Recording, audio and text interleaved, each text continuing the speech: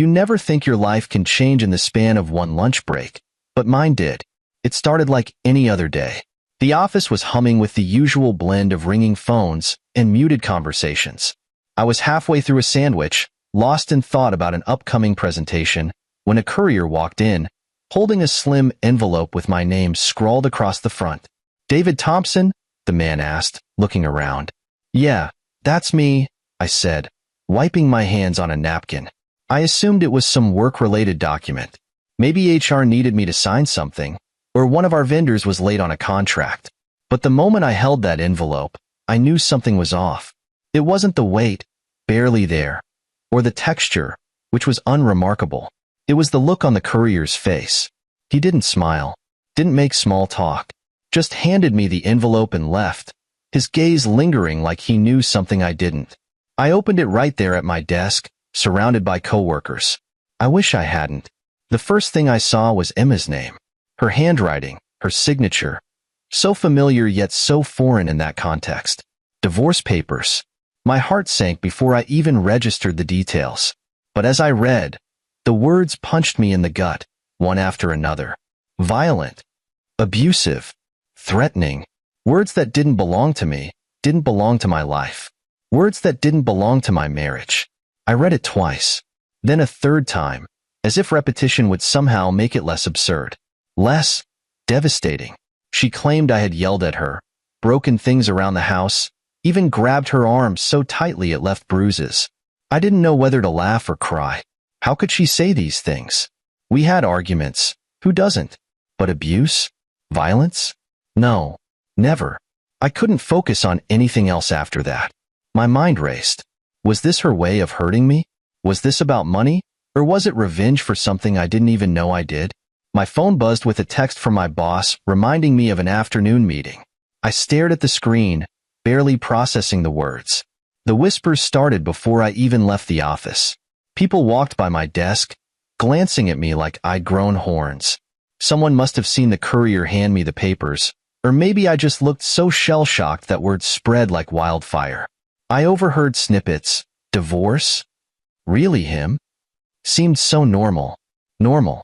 That's what Emma and I were, or so I thought. Sure, we had our problems, but I thought we were solid. I thought we loved each other. Apparently, I was wrong. I sat there for hours, staring at my computer screen without typing a single word. My coworkers avoided me. The whole office seemed to close in around me, suffocating me with its silence and its noise at the same time. By the time I left work, I felt like a criminal. Every step to my car was heavy. Every passing glance felt like an accusation. My mind replayed every moment Emma and I had shared over the past year. Had I missed the signs? The late nights working? The sudden distance in her tone? The way she started avoiding my touch? The drive home was a blur. I don't even remember stopping at traffic lights or parking the car. All I could think about was the envelope, now sitting on the passenger seat, mocking me. I carried it inside like a bomb and dropped it on the coffee table, staring at it as if it might detonate. I grabbed a drink, not something I normally do, and sank into the couch. My mind spun in circles. The accusations weren't just lies. They were weapons. Weapons she had crafted so carefully, so deliberately, and then handed to me through a stranger. It wasn't just betrayal. It was a premeditated attack. I kept thinking about the look in her eyes the last time I saw her, just 2 days ago. She'd smiled, kissed me on the cheek before heading out, and said, "Don't wait up." I hadn't. I didn't think much of it. Now, I wondered if that had been goodbye. And then there was the stranger. A man she'd sent to do her dirty work, to deliver the blow she didn't have the courage to face me with. Who does that? I wanted to scream, to throw something, to demand answers. But Emma wasn't here, and the walls of our once shared home were too indifferent to care. Instead, I sat there, replaying the past, trying to figure out when my wife turned into a stranger. How had I missed this side of her? Was it always there, lurking beneath the surface? Or had something, or someone, changed her? That night, I didn't sleep. I couldn't. I stared at the ceiling, the divorce papers on the coffee table glowing under the faint moonlight. A part of me wanted to believe it was all a mistake, a misunderstanding. But deep down, I knew better. This was calculated. She planned every word, every detail. And for what? Money? Freedom? A new life with someone else? Whatever her reasons, one thing was clear. Emma wasn't the woman I thought she was. And if she thought this was over, she was wrong. I wasn't going to let her rewrite our story with lies. I didn't know how yet, but I was going to fight back.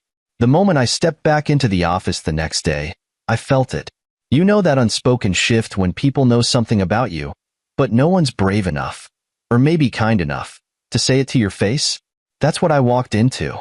A wall of whispers, a wave of pity-filled stares, and a silence that wasn't quite silent. It started small, passing glances from coworkers, subtle, but just long enough to make you notice. Then the avoidance began. People who used to greet me with a warm, "Good morning," suddenly found their shoes fascinating when I walked by. Even my usual lunch group, the team I'd spent countless afternoons joking and brainstorming with, seemed to evaporate. No one invited me to join them that day. I thought, maybe it's all in my head. But it wasn't. When my boss, Mr. Henderson, called me into his office, I knew the whispers had reached him too. "David," he began, his tone unusually measured. "Is there something going on? Something we should be aware of?" I froze. "How do you answer that?" "Yes, sir. My wife just accused me of being a monster and handed me divorce papers at work." Didn't seem like the right response. Instead, I went with, "Nothing that should affect my performance." His eyes narrowed. "I hope not. We value you here. But, you know how rumors spread. It's best to keep personal matters outside the workplace." I nodded, swallowing the knot of frustration rising in my throat. He didn't say it, but the message was clear. Prove them wrong, or your career is at stake. By lunchtime, the full weight of the situation hit me. It wasn't just the accusations that hurt. It was the erosion of everything I'd built. My reputation, my relationships, my sense of normalcy. Emma's lies weren't just confined to the divorce papers. They had spilled into my life, staining everything they touched. I sat at my desk, staring at my inbox, where work emails sat untouched. My mind kept drifting back to the words she'd used: violent, abusive, threatening. I could almost hear her voice reading them out loud. It didn't matter that they weren't true. They were out there now, shaping how people saw me. It wasn't just work, either. By the time I got home that evening, the isolation had followed me. My phone buzzed with a message from a mutual friend of Emma and mine, someone I hadn't spoken to in months. "Hey, David. Just heard about you and Emma. Hope you're doing okay." The tone was polite but distant, like they didn't quite believe I was the victim in this story. I stared at the screen, debating whether to respond. Instead, I tossed my phone onto the couch and buried my face in my hands. How many people had she told? How many of them believed her? That night, the silence in the house was deafening. Emma had taken some of her things, leaving behind a strange void in our once familiar space. Her favorite throw blanket was gone from the couch, but the picture frames on the mantel were still filled with photos of us smiling. Ironic, really. The woman who had accused me of being a monster left behind evidence of a life that looked picture-perfect. I spent hours pacing the living room, replaying every moment of the past few months. There had to be something I missed, a clue that this was coming. I thought about the way she'd started avoiding eye contact during arguments, the way she always seemed to have work meetings that ran late. At the time, I brushed it off as stress. Now, I wasn't so sure. And then there was Victor, her lawyer. I'd only met him once, during a neighborhood barbecue Emma dragged me to. He'd been charming, almost too much so, with a grin that seemed permanently etched onto his face.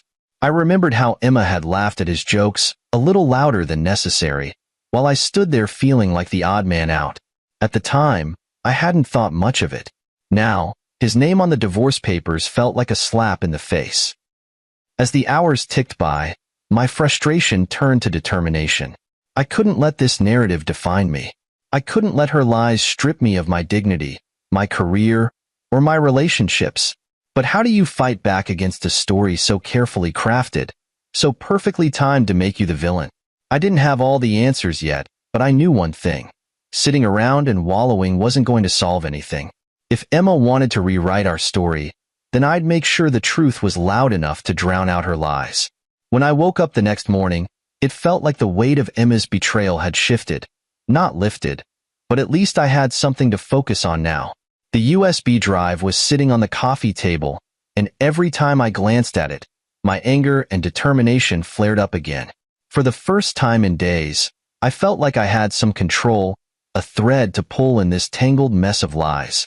Still, there was this nagging question in my mind. Why?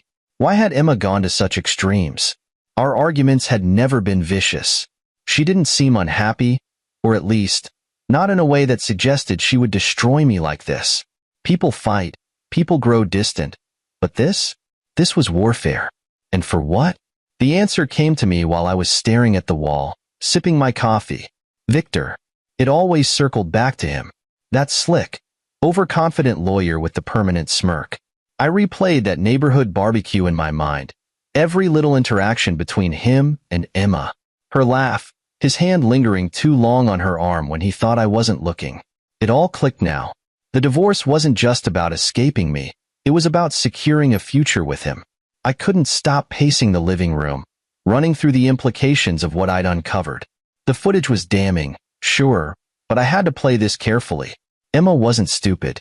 If she'd gone to the trouble of staging everything so perfectly, she might have backup plans in place. For all I knew, she could twist this into another narrative, claiming I'd violated her privacy or manipulated the footage. I couldn't afford to leave anything to chance. I sat back down at the laptop and began organizing the clips. Each one was labeled with a date and a brief description. Emma rehearsing bruises. Emma speaking to Victor. Emma staging property damage. I even made copies on 2 other USB drives, just in case. If Emma thought she could bury me in lies, she was about to find out how wrong she was. As I worked, I kept glancing around the house. Every corner felt like a reminder of her betrayal. The couch where we used to sit and binge-watch shows together. The kitchen counter where she'd laugh and tease me while I struggled with cooking. Even the coffee table, still littered with her magazines and candles, felt tainted now. It was hard to reconcile the woman I thought I knew with the person on those videos. But what stuck with me most was the sound of her voice in those clips. There was no hesitation, no remorse, just cold calculation. That's when it hit me. This wasn't just about Victor or the money. This was about control. Emma didn't just want to leave me. She wanted to rewrite our entire history, to paint me as the villain, so she could walk away spotless. By the time the day ended, I had a plan. It wasn't perfect, but it was a start. First, I needed to consult with someone who could verify the footage. Someone neutral, someone credible. I couldn't risk Emma or Victor claiming the videos were doctored. Second, I had to prepare myself for court. This wasn't just about presenting evidence. It was about keeping my composure, staying calm while they inevitably tried to provoke me. Emma's entire narrative relied on me being seen as an aggressor. If I gave in to anger, even for a moment, she'd use it against me. I thought about calling Mark, my closest friend, to tell him everything. But I hesitated. Mark had been supportive so far, but this was a lot to dump on someone, even a friend. And honestly, I wasn't ready to see the look on his face when he realized the extent of what Emma had done. So I kept it to myself, spending the rest of the evening going through every file on that drive, replaying the scenes over and over until I knew them by heart. The more I watched, the more determined I became. This wasn't just about clearing my name. It was about reclaiming my life. By the time I finally went to bed, the USB drive was back on the coffee table, glinting under the lamplight like a weapon waiting to be used. And it was a weapon. A truth bomb I was ready to drop the moment I walked into that courtroom. Emma thought she'd won already. She thought I was beaten, broken, ready to roll over and let her lies take everything from me. She had no idea what was coming. When I looked at the USB drive on the coffee table the next morning, it felt heavier than it should have, as if it carried the weight of my entire life. It wasn't just a collection of files anymore.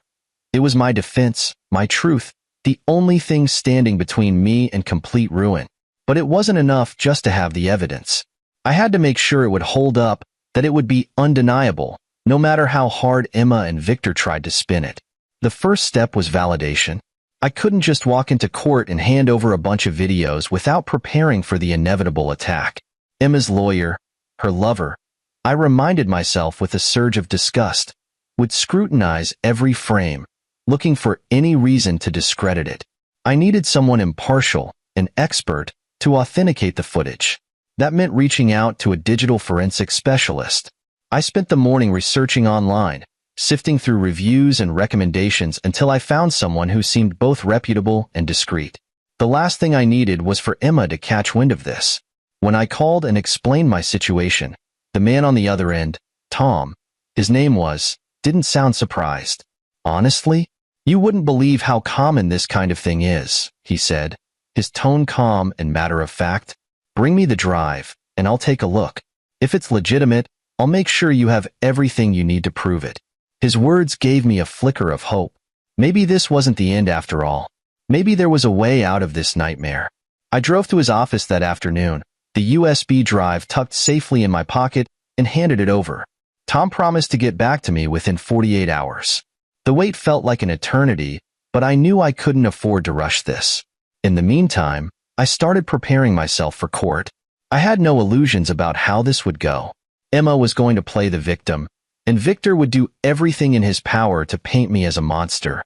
They'd twist every word, every action, until even the truth sounded like a lie. I had to be ready for that. I had to stay calm, no matter how much they provoked me. But staying calm was easier said than done, especially when I replayed the footage in my mind. I couldn't stop hearing Emma's voice, the way she rehearsed her lies with such conviction. Tears, bruises, the judge will eat it up. It wasn't just betrayal. It was cold, calculated malice. How had I missed this side of her for so long? How had I not seen what she was capable of? By the time Tom called me back, I was a mess of nerves. His tone was brisk and professional, but there was a hint of satisfaction in his voice. Mr. Thompson, I've gone through the footage. Everything checks out. It's authentic. No tampering, no manipulation. If you present this in court, it'll hold up. Relief flooded through me, followed quickly by a surge of determination. This was it. This was my chance to fight back. I picked up the drive from Tom's office, now accompanied by a certificate of authenticity and a detailed report. It felt like I was holding a shield, something to finally protect myself from the lies Emma had wrapped around me. That evening, I sat down with my lawyer, Karen, to go over the footage. She was sharp, no nonsense, and one of the few people who hadn't looked at me like I was guilty the moment the papers landed on my desk. This is gold, David, she said after watching the first clip. They're not just lying. They're caught red-handed. The judge isn't going to take this lightly. Her confidence bolstered me, but it also made me realize how high the stakes were. If this worked, I wouldn't just clear my name. I'd expose Emma and Victor for what they were. But if it failed? If the judge didn't believe me, or if Victor found a way to spin it? I couldn't even think about that. Karen spent hours coaching me on what to expect in court. Stay calm, she repeated like a mantra. They're going to come at you hard, especially once they realize they're cornered. Don't let them rattle you. I nodded, repeating the advice to myself over and over as I prepared for what was coming. The USB drive was safely tucked into a case now, along with Tom's report and Karen's notes. I felt more prepared than I had in weeks, but the fear was still there, lurking beneath the surface. That night, as I sat alone in the living room, I thought about everything Emma and I had shared. The good times, the laughter, the promises we'd made. It was hard to reconcile those memories with the woman I'd seen on the footage, staging bruises and mocking me with Victor. Had any of it been real? Or had I been blind from the start, so desperate to believe in us that I ignored the warning signs? Whatever the truth was, it didn't matter now. The person Emma had been to me was gone, replaced by someone who saw me as nothing more than an obstacle to be crushed. But she'd made one mistake. She underestimated me. She thought I'd roll over, that her lies would be enough to bury me. She was wrong. The morning of the court hearing, I woke up before the sun. Sleep had been elusive the night before, and I'd spent hours pacing the living room, going over every detail, every strategy. The USB drive sat on the coffee table, encased in a protective sleeve, as if it were a sacred relic. It felt like my last lifeline, the only thing standing between me and the abyss Emma had so carefully carved for me. I kept replaying Karen's words in my mind. Stay calm. No matter what. They'll try to provoke you. Don't let them. It sounded simple enough, but the weight of what was at stake made it feel like an impossible task. This wasn't just a court case. This was my life, my reputation, my future. As I showered and dressed, I tried to steady my nerves. The man staring back at me in the mirror looked exhausted, but there was a fire in his eyes that hadn't been there a week ago. Emma had underestimated me. She thought she could break me with her lies, but today, I was walking into that courtroom armed with the truth. The drive to the courthouse felt surreal. The streets were quiet, the kind of calm that comes right before a storm. My hands gripped the steering wheel tighter than necessary, my knuckles turning white. I kept stealing glances at the USB drive on the passenger seat, as if it might vanish if I looked away for too long. When I arrived, Karen was already waiting for me at the courthouse steps. She looked sharp and composed, her expression a perfect mask of professionalism. "Ready?" she asked, her tone steady. "As ready as I'll ever be," I replied, though my voice betrayed the storm brewing inside me. We walked in together, and the courthouse buzzed with the low hum of conversations and shuffling papers. I spotted Emma and Victor across the room, standing close, their heads bent together as they whispered. She looked composed, almost serene, dressed in a modest blouse and skirt that screamed innocent victim. I felt a pang of anger, but I shoved it down. Karen's advice echoed in my mind.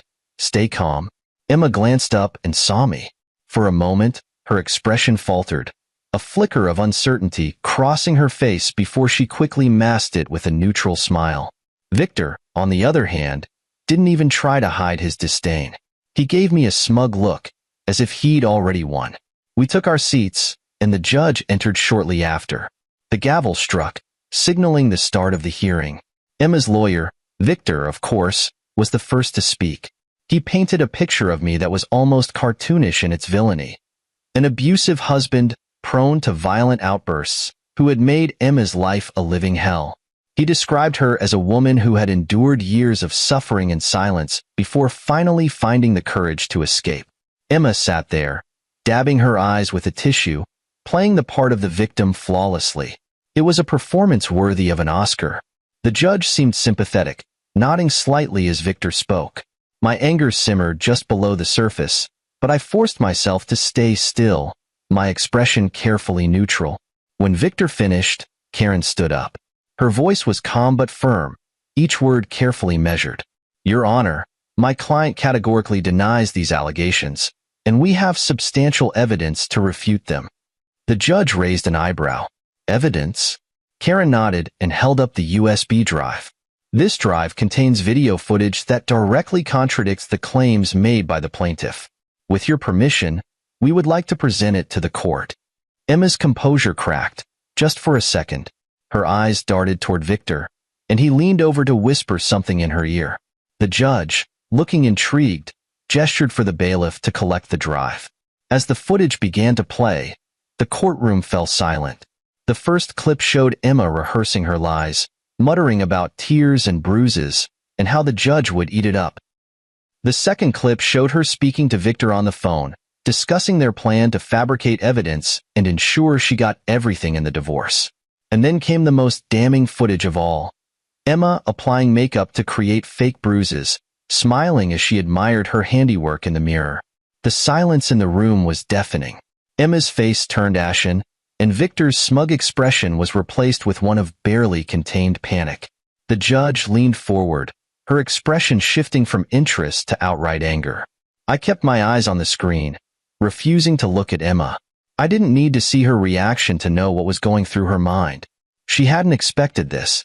She thought she had all the power, all the control. But now, the truth was laid bare for everyone to see. When the footage ended, Karen spoke again, her tone unwavering. "Your Honor, this evidence not only disproves the allegations against my client, but also reveals a deliberate and malicious attempt to manipulate this court."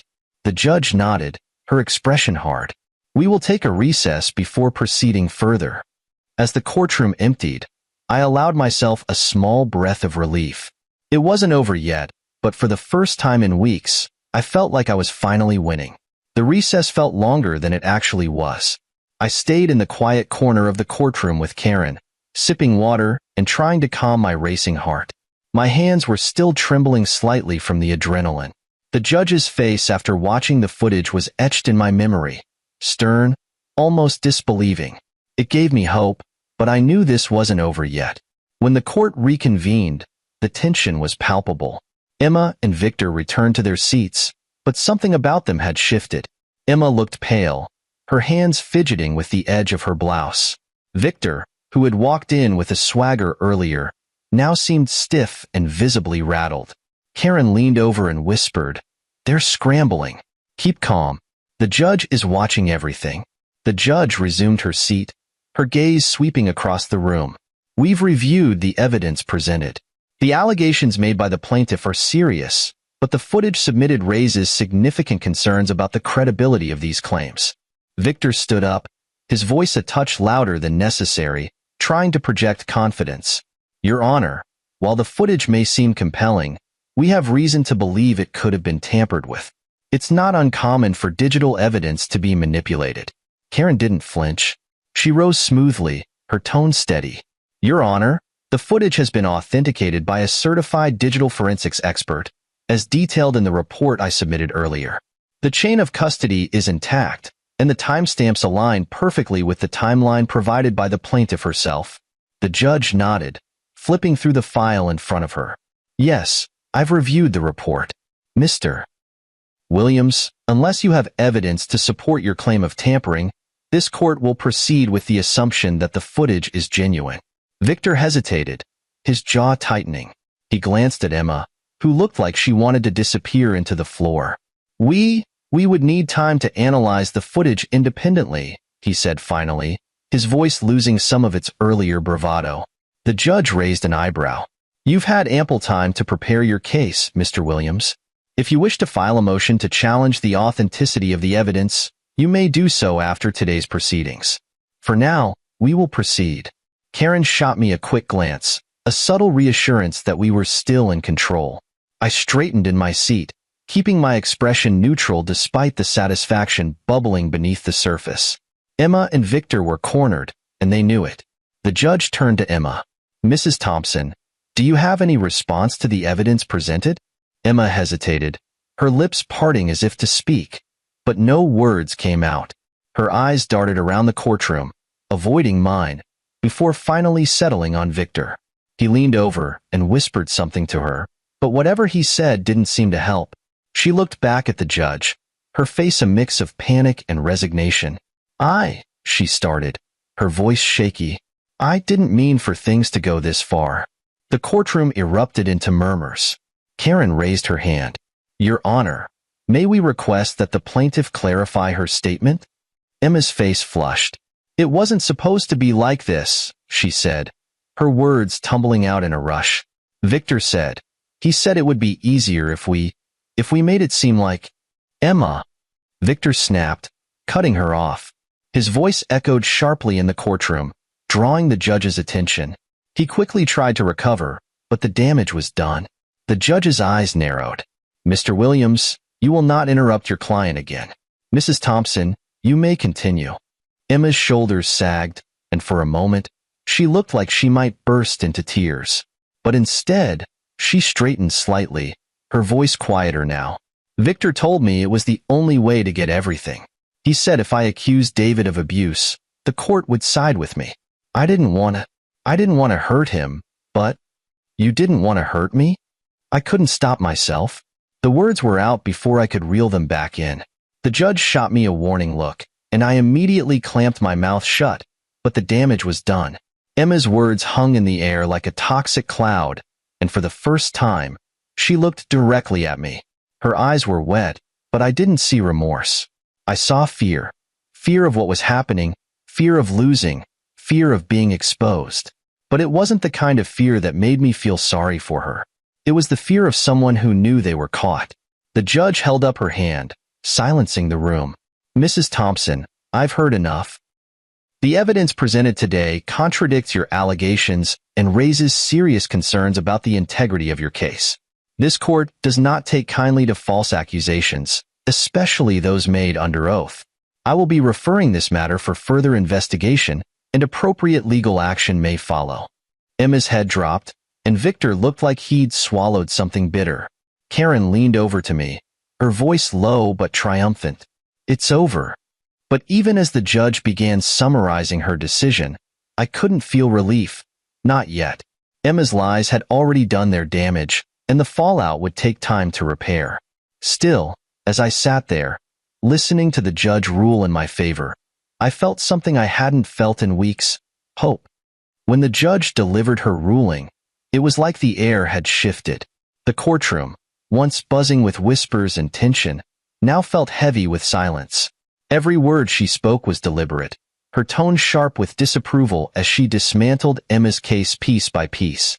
The evidence presented to this court has not only disproved the plaintiff's allegations, but has also revealed a coordinated effort to manipulate this court and undermine the legal process, the judge stated, her gaze unwavering as she addressed Emma directly. This behavior is not only reprehensible, but also criminal. Perjury and falsifying evidence are serious offenses, Mrs. Thompson. The color drained from Emma's face. She stared at the judge as if she couldn't believe what she was hearing. Victor, seated beside her, tried to keep his composure, but even he looked rattled. His once smug demeanor had crumbled into barely concealed panic. The judge turned her attention to him next. "Mr. Williams, as the legal counsel in this matter, you are held to a higher standard of conduct. The court will be forwarding this case to the appropriate authorities to investigate your role in these events." Victor's jaw tightened, his hands clenching into fists on the table. He opened his mouth as if to argue, but thought better of it. The judge's eyes bore into him, daring him to make a move. Meanwhile, I sat still, my emotions a storm beneath the surface. Relief, vindication, anger, and a deep sadness swirled together, making it hard to focus. This victory didn't feel like triumph, not yet. The damage had been done, and there was no undoing the weeks of humiliation and isolation I'd endured. But for the first time, I felt like I could breathe again. As the judge concluded, she handed down her decision. The case is dismissed with prejudice, and the court will issue sanctions against the plaintiff for her actions. Additionally, this court will recommend criminal charges against both the plaintiff and her legal counsel. Court is adjourned. The gavel struck, and the room erupted into murmurs.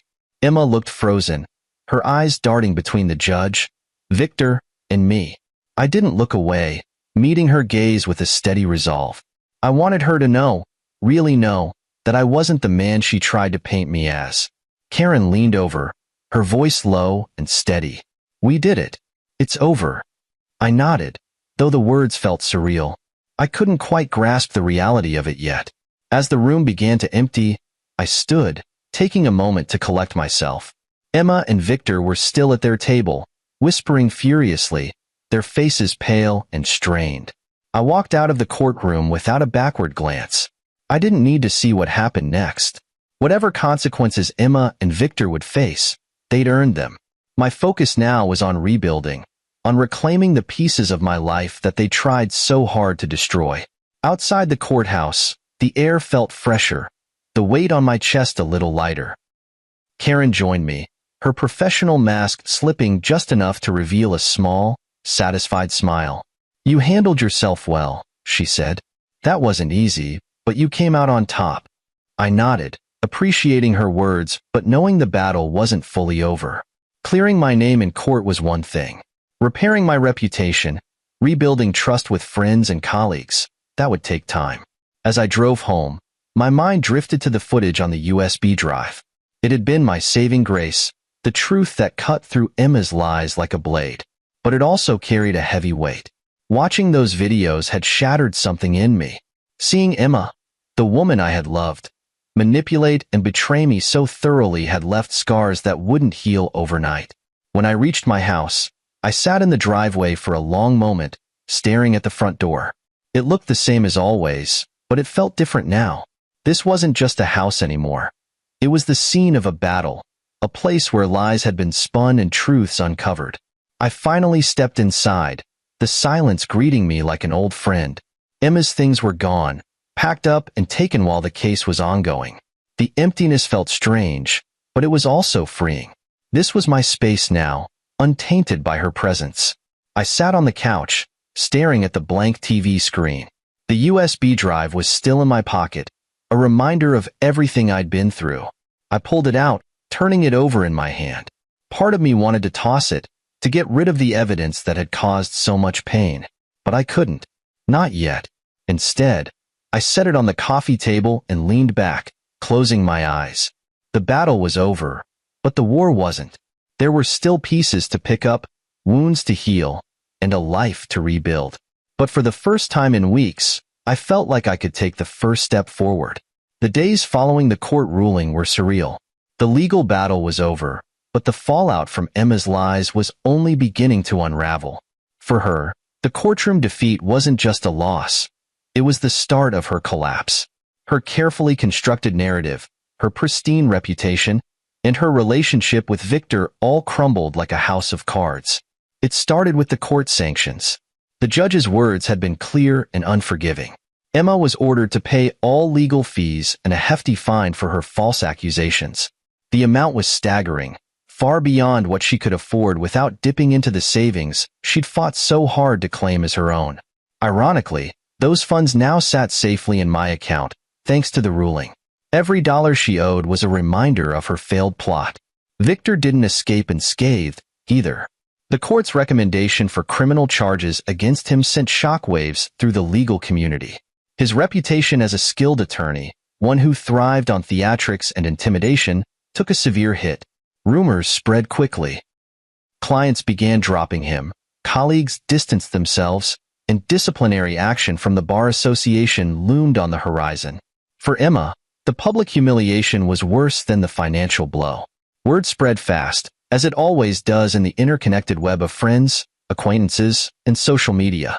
People who once admired her began to whisper behind her back. She couldn't hide from the truth. Not this time. One day, I received an unexpected call from a mutual friend, Claire. Her tone was hesitant, almost apologetic. "David, I don't know if you've heard, but Emma's not doing well." I let the words hang in the air, unsure of how to respond. Did I feel sorry for her? Angry? Vindicated? Maybe a little of all three. "She's been avoiding everyone," Claire continued. "Even Victor. I think she's realized what she's done." Realized what she's done? The thought almost made me laugh. It felt too late for realizations, too late for regret. Still, there was a part of me, a small, quiet part, that mourned what we once had. Emma wasn't just my wife. She had been my partner, my confidant, the person I trusted most. That Emma no longer existed, replaced by someone I barely recognized. Despite everything, I couldn't ignore the fact that her downfall wasn't just about her lies. It was about the choices she made that led her there. She had dug this hole herself, and now she had to live in it. I began hearing more stories in the weeks that followed. People Emma once considered friends began distancing themselves, either out of discomfort or because they, too, had been manipulated by her. Even her family seemed to pull away, embarrassed by the scandal she created. It was as if the world she had built for herself was collapsing, brick by brick. Victor was the next to go. Whether it was self-preservation or simply the realization that Emma was no longer useful to him, he severed ties with her. The news came to me through another mutual friend, who claimed to have overheard Victor saying, "She's not worth the trouble." Hearing that should have filled me with satisfaction, but it didn't. Instead, it left me with a hollow sense of finality. Emma had orchestrated everything to be with Victor, and now he was gone too. Her plans had cost her everything. Her career, her relationships, her dignity. One evening, I received an email from Emma. It was short, just a few lines, but it was enough to throw me off balance. "David, I don't expect you to forgive me. I don't even know if I can forgive myself. I made mistakes, terrible mistakes, and I'm paying for them now. I just wanted to say I'm sorry.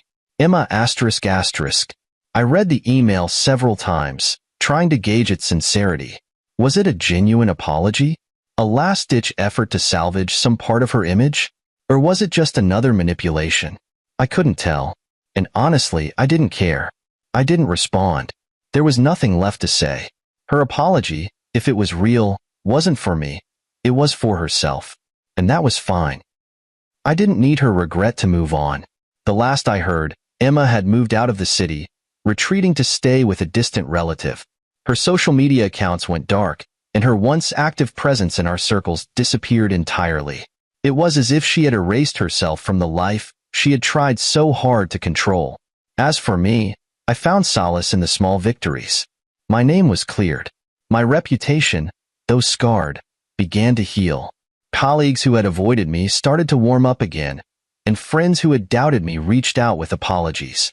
It wasn't perfect, and it wasn't immediate, but it was a start.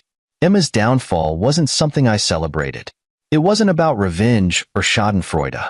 It was about truth. The truth had a way of shining through, even in the darkest situations. And while her lies had shaken my world, they hadn't destroyed it. The weeks after Emma's downfall were a mix of quiet relief and cautious rebuilding.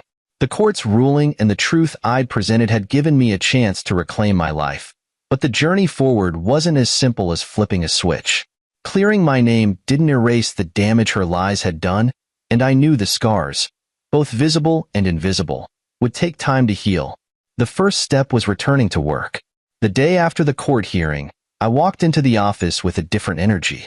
My head was held high, my steps confident. I knew the rumors had spread, and I wasn't naive enough to think everyone would forget overnight. But I wasn't going to let their whispers define me. My boss, Mr. Henderson, called me into his office that morning. He seemed hesitant, as though he didn't quite know how to navigate the situation. "David," he began, clearing his throat, "I've heard about the case. I want to apologize for assuming the worst. You've been a valuable part of this team, and we're glad to have you." It wasn't much, but it was a start. The same people who had avoided me weeks ago began to approach me again, cautiously at first. Some apologized outright, others simply treated me as though nothing had happened. I didn't press for apologies. I didn't need them. What mattered was that I was no longer walking through those halls under a cloud of suspicion. Outside of work, rebuilding was more complicated. Friendships that had faltered during the chaos were harder to repair. Some people had believed Emma's lies too easily, and while I tried to be understanding, it wasn't always easy to let go of the bitterness. Trust, I realized, was a fragile thing, and even when broken unintentionally, it took time to mend. But not everything was about recovery. For the first time in what felt like forever, I had the space to focus on myself.